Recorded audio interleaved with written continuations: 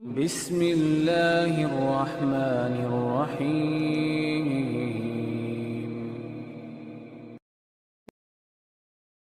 رمضان سے پہلے ہمیں ان 3 کاموں کو مضبوطی سے اختیار کرنا چاہیے۔ جو ہی رمضان کا مہینہ شروع ہو، ایک مسلمان کو مزید 7 کام کرنے چاہیے۔ ایسے تو بہت سارے کام ہیں، لیکن 7 مہم کاموں کی طرف ایک مسلمان کی توجہ ہونی چاہیے۔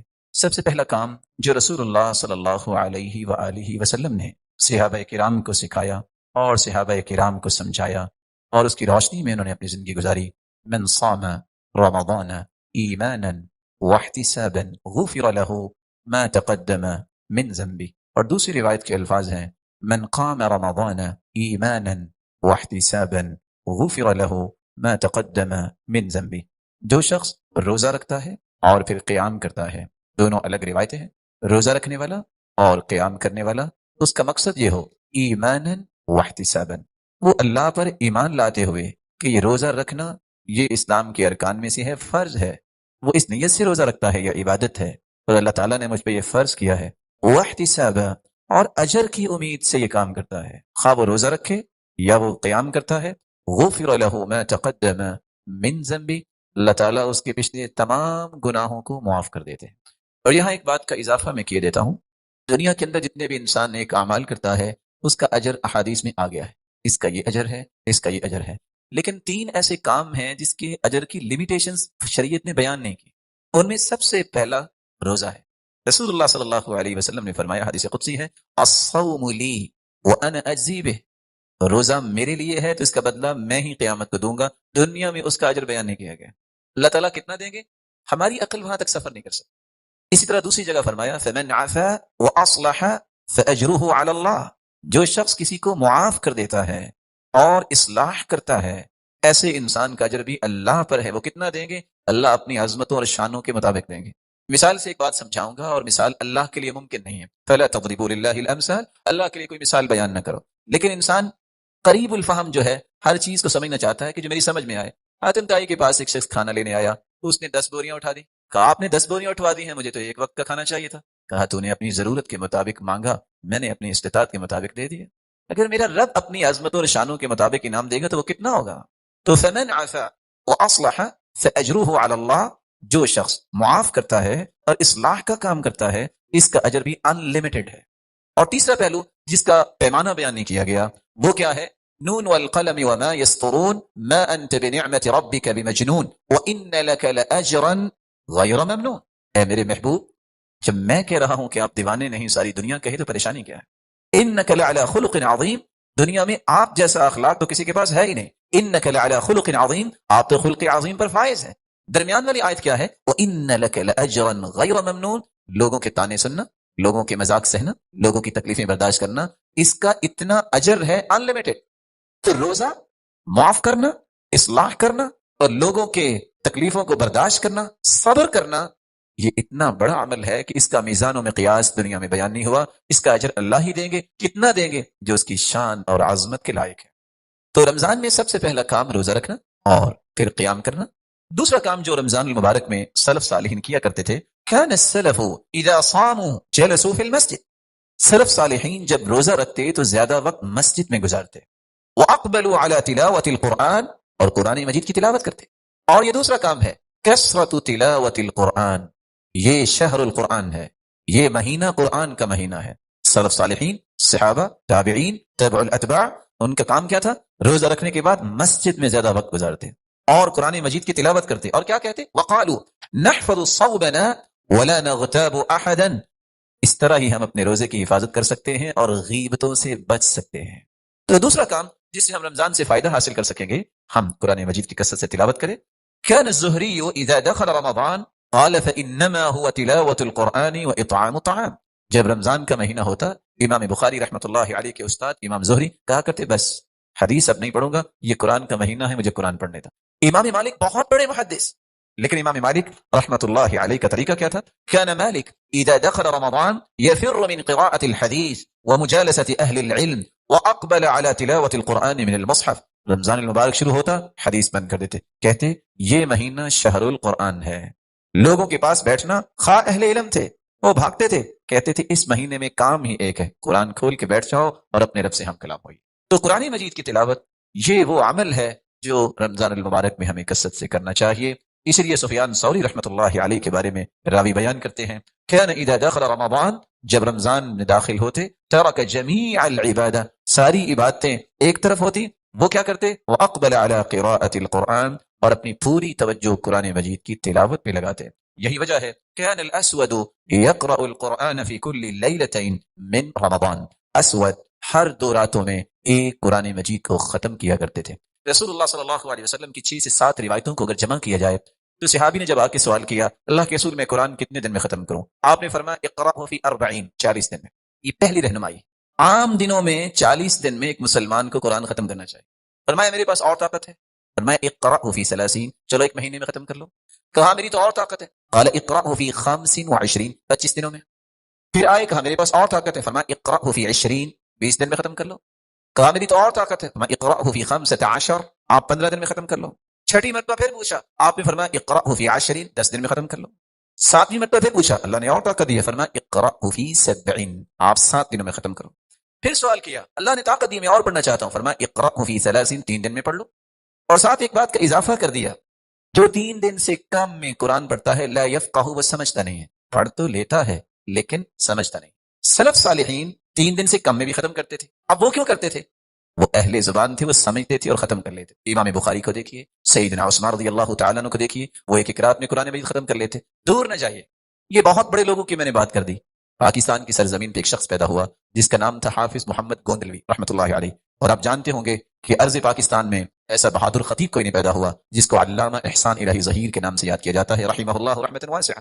یہ ان کے سسر ہے۔ وہ شخص اللہ تعالیٰ کی نشانی تھی، وہ ڈرتے اخبار نہیں پڑھتے تھے، ان کو اخبار بھی یاد ہو جاتی تھی۔ اتنا حافظہ عرض پاکستان میں آج تک کسی نے نہیں سنا۔ اور آپ حیران ہوں گے کہ جب وہ مدینہ یونیورسٹی میں گئے علم سیکھنے کے لیے تو وہاں پڑھانے لگ گئے، اور مسجد نبوی میں وہ لیکچر ڈلیور کیا کرتے تھے۔ عرب بھی حیران تھے کہ یہ شخص کہاں سے آ گیا ہے۔ تو وہ اللہ تعالیٰ کی ایسی نشانی تھے کہ جب بیمار ہو گئے تو تب ڈاکٹرز نے کہا کہ آپ قرآن تھوڑا پڑھا کریں۔ تو ساتھی جو اس وقت زندہ ہیں گجرانوالہ میں، وہ بتا رہے تھے اس دن، پروفیسر ماشاءاللہ اللہ تعالیٰ ان کو سلامت رکھے، کہ میں نے کہا کہ آپ چلو ڈاکٹرز کی بات مان لیں۔ کہتے ہیں ڈاکٹرز کو کیا پتا ہے، میری کو منزل ہے، میں گنتی کے 10 پارے تو پڑھ سکتا ہوں بیماری کی وجہ سے، اور تو مجھ سے پڑھا ہی نہیں جاتا۔ یعنی ایک دن میں 10 پارے بیماری کی حالت میں ان کی منزل تھی، اور آرام سے وہ قرآن ختم کر لیتے تھے۔ اور دور کی بات نہیں، مجھے تو یاد ہے کہ جب ہم مدینہ یونیورسٹی پڑھتے تھے، ہمارا ایک ساتھی جبیل سے آیا کرتا تھا، گاڑی بھی ڈرائیو کرتا، مکہ پہنچتا عمرہ کرتا، آتے وقت 15 پارے پڑھتا اور گھر جاتے وقت بھی 15 پارے پڑھتا، اور قرآن مکمل ہو جاتا۔ تو جب ان سے پوچھا گیا کہ یہ تو ہے کہ 3 دن سے کم کو سمجھتا نہیں، کہا تو اللہ کے رسول نے سچ فرمایا، جو سمجھتا ہے وہ تو پڑھ سکتا ہے نا، جو نہیں سمجھتا وہ 3 دن میں ختم کر لے۔ اور الف لام میم، ان کلمات کا ترجمہ دنیا میں کسی کو نہیں آتا، کیونکہ اللہ نے اللہ کے رسول کو بتایا ہی نہیں۔ ہم کیا کہتے ہیں، اللہ اعلم بمرادہ بذلک، اس کا معنی اللہ ہی جانتے ہیں، اجر اس کا بھی ملتا ہے، 30 نیکیاں اس کی بھی ملتی ہیں۔ تو قرآن پڑھنے کا اجر الگ ہے، اور قرآن کو سمجھنا یہ اس میں اور اجر کا اضافہ ہے، اور عمل کرنا یہ اصل مقصود ہے، اور اس کو آگے پہنچانا یہ اصل ذمہ داری کی ادائیگی ہے۔ تو میں یہ عرض کر رہا تھا، دوسرا کام روزہ اور تراویح کے ساتھ قرآن مجید کی کثرت سے تلاوت کی جائے۔ اور تیسرا کام، رمضان المبارک میں حلال چیزوں سے پرہیز کیا جاتا ہے صبح سے لے کر شام تک۔ تو غیبت حرام ہے، اپنی زبان کو غیبت سے بچانا، اور اپنی زبان کو فحش گوئی سے بچانا، اور اپنی زبان کو ہر غلط بات سے بچانا، یہ روزے کی اصل فہم اور اصل بصیرت ہے۔ سیدنا ابو ہریرہ رضی اللہ تعالی عنہ اس لیے فرماتے ہیں، رسول اللہ صلی اللہ علیہ وسلم نے فرمایا، من لم يدع قول الزور والجهل والعمل به فليس لله حاجة في ان يدع طعامه وشرابه، جو شخص رمضان المبارک میں جھوٹی بات نہیں چھوڑتا، جہالت کے پہلو نہیں چھوڑتا، اور اسی طرح جاہلانہ اعمال کو نہیں چھوڑتا، اللہ کو کوئی ضرورت نہیں کہ یہ بھوکا رہے اور پیاسا رہے۔ حلال چیز سامنے پڑی ہو، کوئی بڑے سے بڑا انعام رکھ دے، اس کے قریب نہیں انسان جاتا، روزہ رکھا ہوا۔ تو جو حرام چیز ہے غیبت کرنا، وہ کیوں؟ برائی کسی کی بیان کرنا، وہ کیوں؟ اپنے روزے کی حفاظت کرنے کے لیے اپنی زبانوں کی حفاظت کرنا، یہ انسان کو اصل روزے کی فہم ملتی ہے۔ الصائم فی عبادہ وان کان راقدا علی فراشہ ما لم یغتب، ابو العالیہ بیان کرتے ہیں، روزے دار اگر 5 نمازیں بر وقت پڑھتا ہے، وہ سویا بھی ہوا ہو تو اللہ رب العزت اسے عبادت کا ہی ثواب دیتے ہیں، لیکن شرط ایک ہے، ما لم یغتب، وہ کسی کی غیبت نہ کرے، کسی کی برائی بیان نہ کرے۔ تو تیسرا کام جو روزہ رکھنے کے ساتھ تراویح پڑھنے کے ساتھ اور پھر قرآن مجید کی تلاوت کرنے کے ساتھ ہمیں اپنی زبانوں کی حفاظت کرنی چاہیے۔ چوتھا کام، یہ بہت بڑا کام ہے جس کو آج امت آہستہ آہستہ بھول رہی ہے، اطعام الطعام، لوگوں کو کھانا کھلانا۔ کس طرح کھانا کھلانا؟ رسول اللہ صلی اللہ علیہ وسلم کا فرمان ہے، من فطر صائما فلہ اجر مثل الصائم، جو کسی شخص کو روزے دار کو اس کے روزے کی افطاری کرواتا ہے اس کو اتنا ہی اجر ملتا ہے جتنا روزہ رکھنے والے کو اجر ملتا ہے۔ من فطر صائما فلہ اجر مثل الصائم، روزے کی افطاری کروانے والے کو روزہ رکھنے والے کے برابر اجر ملتا ہے۔ کاش اس بات کو جس نے سمجھا آج اللہ نے برکتیں بھی دی۔ اور آپ صلی اللہ علیہ وسلم تشریف فرما تھے تو آپ صلی اللہ علیہ وسلم نے ایک خوشخبری سنائی۔ آپ نے فرمایا، ان فی الجنت غرفا، لوگوں جنت میں ایسے گھر ہوں گے، یرا ظاہرها من باطنها وباطنها من ظاہرها، کرسٹل کے گھر، اس کے اندر بیٹھے آپ پوری جنت کا نظارہ کر سکتے ہیں، اور صرف آپ کے لیے جو جس کا گھر ہوگا۔ اگر آپ باہر ہیں تو آپ کو گھر کے تمام ماحول اور ایک ایک چیز نظر آ رہی ہوگی۔ یا رسول اللہ صلی اللہ علیہ وسلم، یہ کس کے لیے ہے؟ تو آپ نے جواب دیا، لمن الان الکلام واطعم الطعام واتبع الصيام وافشى السلام وصلى باللیل والناس نیام، یہ 5 لوگوں کے لیے ہے جن لوگوں کی زبان میں نرمی آ جائے، یہ ان کے لیے ہیں جو لوگوں کو اللہ کی رضا کے لیے کھانا کھلاتے ہیں، یہ ان کے لیے ہیں جو پے در پہ روزے رکھتے ہیں، یہ ان کے لیے ہیں جو لوگوں کے درمیان سلام کو عام کرتے ہیں، یہ ان کے لیے ہیں جب لوگ سو رہے ہوں تو وہ اللہ کے سامنے کھڑے ہو کے تہجد پڑھتے ہیں۔ تو یہ وہ چیزیں ہیں جس سے انسان کو اتنے بڑے انعامات ملتے ہیں۔ اور حیرانگی کی بات یہ ہے، سلف صالحین کہا کرتے تھے، لأن ادعو 10 من اصحابی فاطعمهم طعاما يشتهونه احب الی من ان اعتق 10 من ولد اسماعیل، میں اپنے 10 ساتھیوں کو بلاؤں اور ان 10 ساتھیوں کو بلا کے کھانا کھلاؤں، یہ مجھے زیادہ اچھا لگتا ہے کہ میں اسماعیل علیہ الصلوۃ والسلام کی اولاد میں سے 10 لوگوں کی گردنیں آزاد کروں۔ تو میں آپ سے ایک گزارش بھی کروں گا، جس جگہ آپ رہتے ہیں اس جگہ مساجد میں افطاری کا انتظام کریں اور کروائیں، لوگوں کو اللہ کے گھر کے ساتھ جوڑیں۔ وہ مسجد میں آئیں گے نماز پڑھیں گے، وہ مسجد میں آئیں گے ذکر کریں گے، وہ مسجد میں آئیں گے دعا کریں گے۔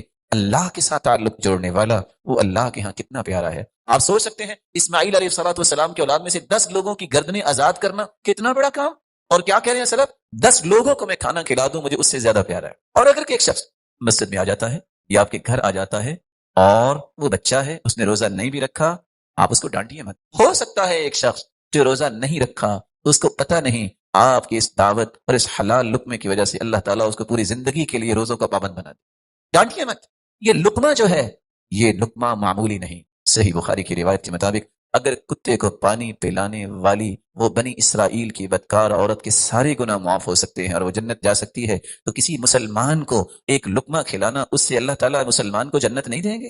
یہ رب کے فیصلے ہیں۔ خیر خواہی اور ہمدردی کا دروازہ زندگی میں بند نہ کیجیے، یہ مت دیکھیے اس کا روزہ ہے یا نہیں، تلقین کیجیے، دعوت دیجیے، خیر خواہی کیجیے، بتائیے مسلمان روزہ رکھتا ہے۔ مومن کا معنی یہ ہے کہ وہ ارکان اسلام کا پابند ہوتا ہے، لیکن اپنے آپ کو خیر سے دور نہ کیجیے۔ تو رمضان المبارک میں ہم کس طرح اپنے آپ کو اس قابل بنا سکتے ہیں؟ روزہ رکھیں، تراویح پڑھیں، قرآن مجید کی تلاوت کریں، زبان کی حفاظت کریں، اور لوگوں کو کھانا کھلانا، ان کو افطاری کروانا۔ اور جہاں آپ نہیں پہنچ سکتے، ایسے لوگ بھی ہیں جو سفید پوش ہوتے ہیں، آپ اپنے نیبر میں دیکھیں کتنے لوگ ہیں جن کے پاس سحری اور افطاری کا بندوبست نہیں ہوتا۔ آپ کیوں نہیں پیکج ایسا تیار کرتے کہ میں اپنے ان لوگوں کو 50 سے 100 لوگوں تک افطاری کا راشن پہنچاؤں گا جن کے پاس روزہ رکھنے کی طاقت نہیں ہے۔ میں اگر ایک ایسے کمرے میں بیٹھا ہوں جہاں ٹھنڈی ہوا ہے، کبھی میں نے دیکھا، کبھی میں نے سوچا، کچھ ایسے بھی لوگ ہیں جن کے گھر میں پنکھا نہیں ہے۔ میں ہر روز 1 سے 2 سے 4 مشروبات کے ساتھ افطاری کروں، اور میں نے کبھی سوچا کہ کتنے ایسے لوگ ہیں جن کے پاس میٹھا پانی بنانے کے لیے بھی اخراجات نہیں۔ مومن کا دل زندہ ہوتا ہے، وہ اس طرح کی باتیں سوچتا ہے اور سوچ کے پھر عمل بھی کرتا ہے۔ اللہ تعالیٰ سب کو توفیق سے نوازے۔ رسول اللہ صلی اللہ علیہ وسلم نے ان 4 کاموں کے بعد جو 5واں کام کیا وہ یہ تھا، كان اذا دخل العشر احيا الليل وأيقظ أهله وجد وشد المئزر، خصوصاً آخری عشرے میں اللہ کے رسول صلی اللہ علیہ وسلم جب داخل ہوتے تو لیلۃ القدر کی تلاش میں آپ پوری رات زندہ کرتے۔ کیا مطلب؟ پوری رات بیدار رہتے۔ أيقظ أهله، اپنے گھر والوں کو بھی اٹھاتے۔ وجد وشد المئزر، بہت کوشش کرتے اور کمر بستہ ہو جاتے۔ کس لیے؟ لیلۃ القدر کی تلاش میں۔ رسول اللہ صلی اللہ علیہ وسلم پر قرآن نازل ہوا، لیلۃ القدر خیر من 1000 شہر۔ کس طرح انسان، کسی کی عمر 81 سال ہوتی ہے، ایک رات کی عبادت 1000 مہینوں سے بہتر۔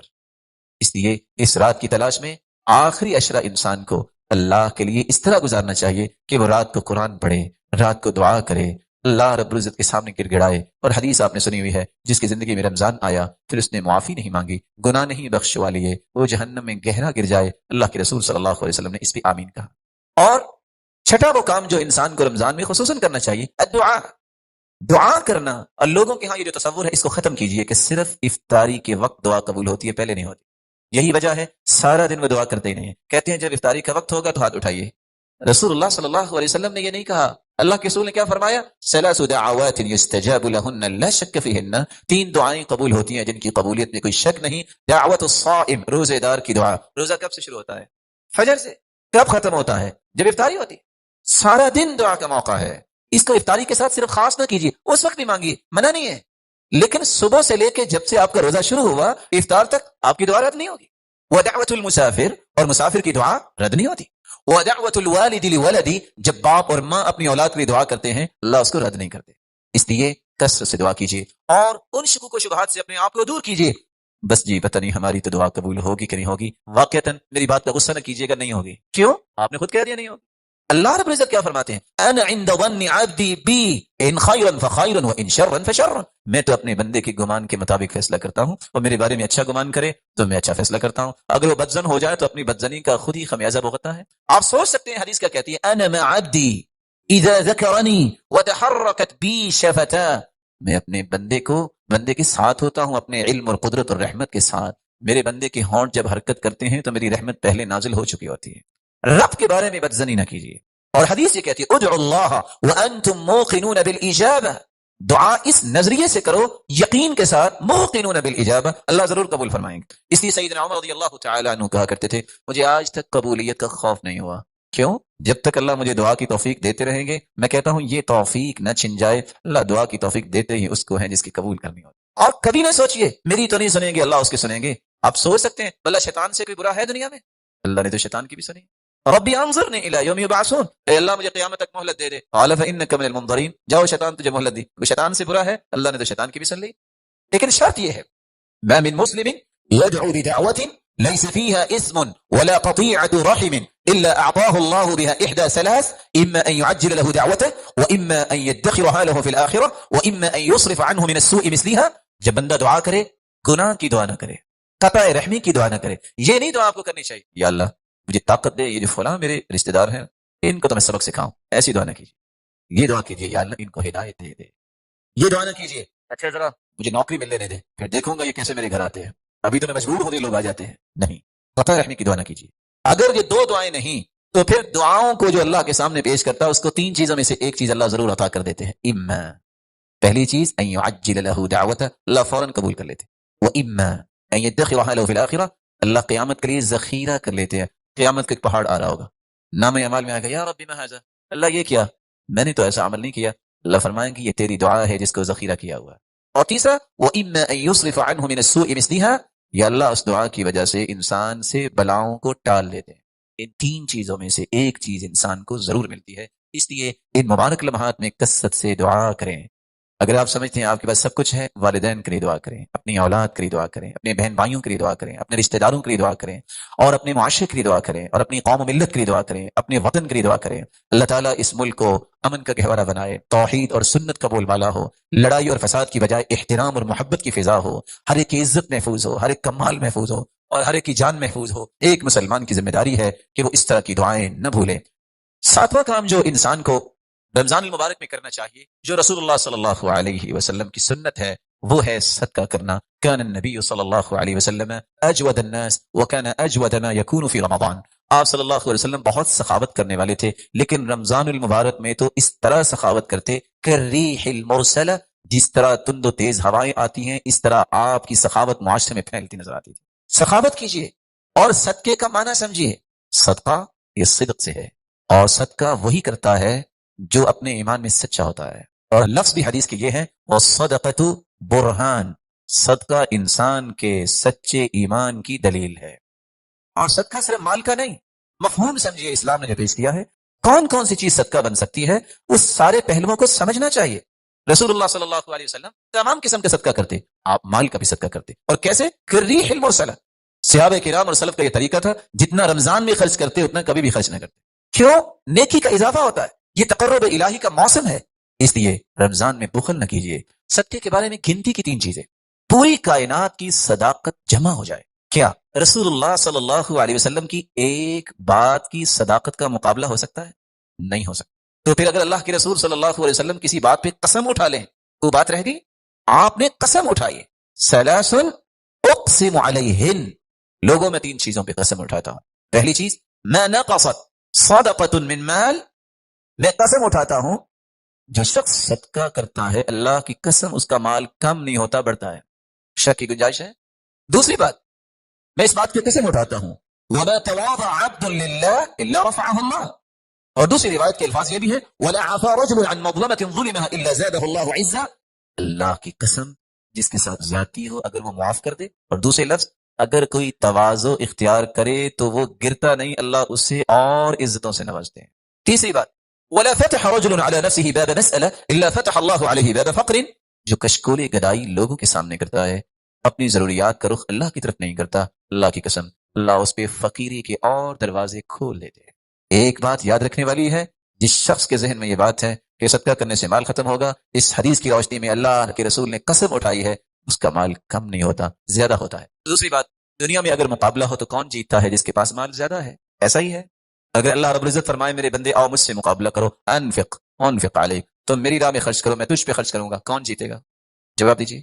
حدیث قدسی یا ابن آدم انفق علیک تو میری راہ میں خرچ کرو میں تجھ پہ کروں گا. مقابلہ ہے خالق مخلوق کا. کون جیتے گا؟ کوئی اللہ کو ہرا سکتا ہے؟ اس لیے رسول اللہ صلی اللہ علیہ وسلم نے بلال سے کہا تھا بلال انفق ولا تخشى من ذی العرش اقلالا. خرچ کرو اللہ کے خزانوں کے ختم ہونے کا خوف نہ کھاؤ. اللہ کے خزانے اتنے ہیں حدیث قدسی ہے لو ان اولکم واخرکم وانسکم وجنکم قاموا فی صعید واحد. اگر آدم علیہ الصلوۃ والسلام سے لے کے قیامت تک آنے والے جن انسان ایک ہی میدان میں کھڑے ہو جائیں ہر اپنی خواہش اللہ کے سامنے پیش کریں اللہ سب کی خواہشوں کو پورا کر دے تو اللہ رب العزت فرماتے ہیں میں نقص من ملکی شیئا میری بادشاہی میرے خزانوں میں اتنی بھی کمی نہیں آئے گی جتنا تم سوئی سمندر میں ڈالتے ہو تو جب نکالو تو پانی کتنا آتا ہے اتنا بھی میری بادشاہی اور خزانوں میں کمی نہیں آتی. تو رب کے ساتھ مقابلہ اور رب کے ساتھ اس پروجیکٹ کو قبول کرنے والا کبھی خسارہ نہیں اٹھاتا. تیسری بات آج دنیا میں انسان جس کی چاہے منت کر لے کہ تم میرے لیے دعا کرو کوئی شورٹی دے سکتا ہے کہ اس کی دعا قبول ہوگی؟ نہیں. اللہ جانتا ہے. لیکن نورانی فرشتے ایسی مخلوق ہیں جو دعا کریں تو اللہ رد نہیں کرتے. اور اس کا راز کیا ہے؟ نورانی فرشتے اس وقت تک دعا کرتے ہی نہیں جب تک اللہ تعالیٰ کا حکم نہ ہو اور اللہ رب العزت اپنے فرشتوں کو اس وقت تک حکم دیتے ہی نہیں جب تک اپنے بندے سے راضی نہ ہو جائیں. جب اللہ راضی ہوتے ہیں اپنے بندے سے تو فرشتوں سے کہتے ہیں دعا کرو پھر اللہ قبول فرماتے. اور صحیح بخاری اور مسلم کی روایت ہے ما من يوم يصبح العباد فيه إلا وملكان ينزلان يقول أحدهما اللهم أعط منفقا خلفا ويقول الآخر اللهم أعط ممسكا تلفا. 2 فرشتے ہر روز اللہ کی طرف سے نازل ہوتے ہیں جن میں سے ایک دعا کرتا ہے اے اللہ جو تیری راہ میں مال خرچ کرتا ہے اے اللہ اس کے مال میں برکت فرما. دعا کون کر رہا ہے؟ فرشتہ. قبول کون کرے گا؟ میرا مالک. اور دوسرا فرشتہ دعا کیا کرتا ہے؟ اللهم أعط ممسكا تلفا. اے اللہ جو بخل کرتا ہے تیری راہ میں خرچ نہیں کرتا تلفن اس کے مال کو تلف کر دے برباد کر دے. تو اللہ کی راہ میں صدقہ کرنے والا اس کے لیے جہاں اللہ کے رسول نے قسم اٹھائی کہ مال کم نہیں ہوگا زیادہ ہوگا جہاں اللہ رب العزت نے فرمایا تو میرے راہ میں خرچ کرو گے میں تجھ پہ خرچ کروں گا وہاں فرشتوں کی دعاؤں کا مستحق بنتا ہے. اللہ رب العزت سب کو توفیق عطا فرمائے. یہ ہے مال کا صدقہ. لیکن صرف مال کا صدقہ نہیں. مومن اس کی اپروچ جو ہوتی ہے وہ اسلام کے تمام پہلوؤں پہ ہوتی ہے کسی ایک جہت پر نہیں. اسلام کی یہی تو خوبصورتی ہے. اگر کسی کے پاس مال نہیں تو وہ کیا کرے گا؟ محروم ہے صدقے کے اجر سے؟ نہیں محروم. وہ کیا کرے؟ رسول اللہ صلی اللہ علیہ وسلم نے فرمایا ان بکل تسبیحۃ صدقہ. سبحان اللہ کہنا صدقہ ہے.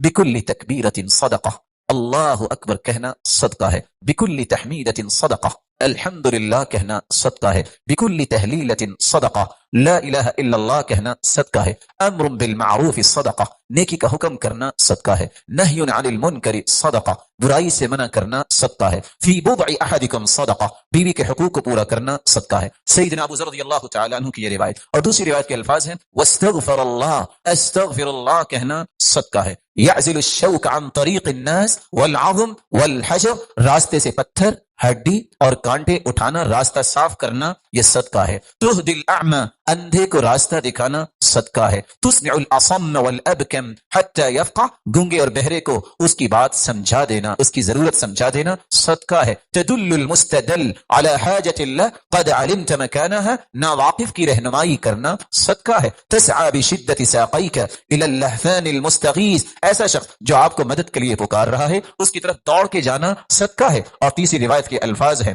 وَبَصَرُكَ لِلرَّجُلِ الرَّدِيءِ الْبَصَرِ لَكَ صَدَقَةٌ، جس شخص کی نظر کمزور ہے آپ اس کی رہنمائی کر دیتے ہیں، یہ صدقہ ہے۔ اور فرمایا فَالْكَلِمَةُ الطَّيِّبَةُ يَتَكَلَّمُ بِهَا الرَّجُلُ صَدَقَةٌ، اچھی بات کرنا صدقہ ہے۔ اور اگلی روایت میں آتا ہے عون الرجل اخاه على الشيء صدقہ، کسی بھائی کی کسی چیز میں مدد کرنا صدقہ ہے۔ والشربة من الماء يسقيها صدقہ، اور کسی کو پانی کا گھونٹ پلا دینا صدقہ ہے۔ اماطة الاذى عن الطريق صدقہ، راستے سے کسی قسم کی چیز جو کسی مسلمان کو تکلیف دے سکتی ہے اس کو ہٹا دینا صدقہ ہے۔ اور پانچویں اور چھٹی روایت کے الفاظ یہ ہیں رسول اللہ صلی اللہ علیہ وسلم نے فرمایا ما اطعمت زوجتك فهو لك صدقہ، جو تم اپنی بیوی کو کھلاتے ہو وہ بھی صدقہ ہے۔ وما اطعمت ولدك فهو لك صدقہ، جو اپنے بچوں کی پرورش پہ خرچ کرتے ہو وہ بھی صدقہ ہے۔ وما اطعمت خادمك فهو لك صدقہ، جو اپنے خادم کو تم دیتے ہو وہ بھی صدقہ ہے۔ وما اطعمت نفسك فهو لك صدقہ، اور جو اپنی جان پہ اس نظریے سے خرچ کرتے ہو طاقت ملے میں اللہ کی عبادت خوبصورت کروں اور دنیا کے لیے خیر خواہی کا پیغام دینے والا بنوں تو یہ کھانا پینا بھی صدقہ ہے۔ اور ساتویں روایت کے الفاظ یہ بھی ہیں تبسمك في وجه اخيك لك صدقہ، کسی مسلمان کو مسکرا کر ملنا بھی صدقہ ہے۔ وافراغك من دلوك في دلو اخيك لك صدقہ، اپنے ڈول سے پانی نکال کر بھائی کے ڈول میں ڈال دینا یہ بھی صدقہ ہے۔ کبھی اپنی جیب میں بھی ہاتھ ڈال کے کسی کی جیب میں کچھ ڈال دینا جس کے پاس کچھ نہیں ہے صدقہ ہے۔ اور رسول اللہ صلی اللہ علیہ وسلم نے یہ بھی فرمایا کل معروف صدقہ، ہر نیکی صدقہ ہے۔ آپ صلی اللہ علیہ وسلم نے یہ بھی فرمایا الضیافة ثلاثة ایام فما زاد فهو صدقہ، 3 دن مہمان نوازی کرنا تو ضروری ہے، جو اس سے زیادہ آپ کسی مہمان کو کچھ کھلاتے پلاتے ہو وہ صدقہ ہے۔ رسول اللہ صلی اللہ علیہ وسلم نے یہ بھی فرمایا کف شرک عن الناس فانها صدقة منك على نفسك، اپنی تکلیف سے لوگوں کو بچانا بھی صدقہ ہے۔ ایک ہے لوگوں کی تکلیف، ایک ہے کہ خود بھی کسی کو تکلیف نہ دو، یہ بھی بہت بڑا صدقہ ہے۔ رسول اللہ صلی اللہ علیہ وسلم نے فرمایا تعدل بین الاثنین صدقہ، 2 مسلمانوں کے درمیان صلح کروا دینا، انصاف کی بات کرنا بھی صدقہ ہے۔ تعین الرجل علی دابته فیحمل علیہا، کسی شخص کی مدد کرنا اور اس کو اپنی سواری کے ساتھ بٹھا لینا بھی صدقہ ہے۔ او ترفع له علیہا متاعه صدقہ، کسی کے پاس سامان زیادہ ہے وہ اپنی سواری پہ سامان نہیں رکھ سکتا، اس کے سامان کو اٹھا کے اس کی مدد کر کے اس کے سامان کو رکھوا دینا یہ بھی صدقہ ہے۔ کل خطوة يخطوها الى الصلاة صدقہ، نماز کے لیے گھر سے نکلنا ہر اٹھنے والا قدم بھی صدقہ ہے۔ بكل صلاة وصدقة وصيام صدقہ وحج صدقہ، روزہ رکھنا اور اگر عمرے کی اور حج کی توفیق اللہ دیتا ہے تو یہ بھی صدقہ ہے۔ کل قرض صدقہ، رسول اللہ صلی اللہ علیہ وسلم نے فرمایا کسی کو قرض دینا یہ بھی صدقہ ہے۔ من انظر معسرا فله كل يوم مثله صدقہ، جو شخص کسی کو قرض دیتا ہے پھر مہلت دے دیتا ہے یہ مہلت دینا بھی صدقہ ہے۔ رسول اللہ صلی اللہ علیہ وسلم نے فرمایا ما من مسلم يزرع زرعا او يغرس غرسا فيأكل منه طير او انسان او بهيمة الا كانت له به صدقہ، تم میں سے کوئی اگر کاشتکاری کرتا ہے، باغبانی کرتا ہے، درخت لگاتا ہے، اس میں سے کوئی انسان کھا لے، کوئی جانور کھا لے، کوئی پرندہ کھا لے، آپ کو تو علم نہیں لیکن وہ بھی آپ کے نام اعمال میں بطور صدقہ لکھا جائے گا۔ رسول اللہ صلی اللہ علیہ وسلم نے فرمایا تسلیمه على من لقي صدقہ، جب بھی کسی مسلمان کو کوئی ملے اور اس کو سلام کہے یہ سلام کہنا بھی صدقہ ہے۔ اور آخری صدقہ جو 36واں صدقہ ہم آپ کے سامنے پیش کرنا چاہ رہے ہیں یہ بہت پیارا صدقہ ہے لیکن آج یہ صدقہ کرنے والے نظر نہیں آتے، اور وہ صدقہ کون سا ہے؟ كان علبة بن زيد بن حارثة رجلا من أصحاب النبي صلى الله عليه وسلم، علبة بن زيد بن حارثة رضي الله تعالى عنه صحابہ میں سے ایک صحابی تھے۔ وقد حض على الصدقة فلما حض على الصدقة، جب اللہ کے رسول صلی اللہ علیہ وسلم نے صدقے پر ترغیب دلائی صحابہ کو سب نے صدقہ دیا۔ یہ صحابی آ کے کہتے ہیں یا رسول اللہ صلی اللہ علیہ وسلم انه ليس عندي ما اتصدق به، اللہ کے رسول میرے پاس مال نہیں جس کا میں صدقہ کروں لیکن میں بھی کچھ صدقہ کرنا چاہتا ہوں۔ فرمایا مال نہیں تو کیسا صدقہ کرنا چاہتے ہو؟ تو صحابی نے کہا انی اتصدق بعرض على من ناله من خلقك، میں صدقہ اپنی عزت کا کرنا چاہتا ہوں، کوئی میرے ساتھ بدتمیزی کرے، کوئی گالی دے، جو میری عزت کے بارے میں بات کرے میں آج کے بعد غصہ نہیں کروں گا۔ اور دوسری روایت کے الفاظ ہیں وقد تصدقت عليهم بعرضي فمن شتمني او قذفني فهو في حل، جس نے مجھ پہ الزام لگایا، جس نے مجھے گالی دی میں اپنی عزت کا صدقہ کرتا ہوں، میں نے اسے معاف کر دیا۔ رسول اللہ صلی اللہ علیہ وسلم نے فرمایا، میرے صحابی، اللہ نے تیرا یہ صدقہ قبول کر لیا ہے، اور یہ بہت بڑا صدقہ ہے۔ اور علی رضی اللہ تعالی عنہ کی بات بھی یاد رکھنی چاہیے، وہ کہا کرتے تھے لوگ زکوٰۃ نہیں دیتے۔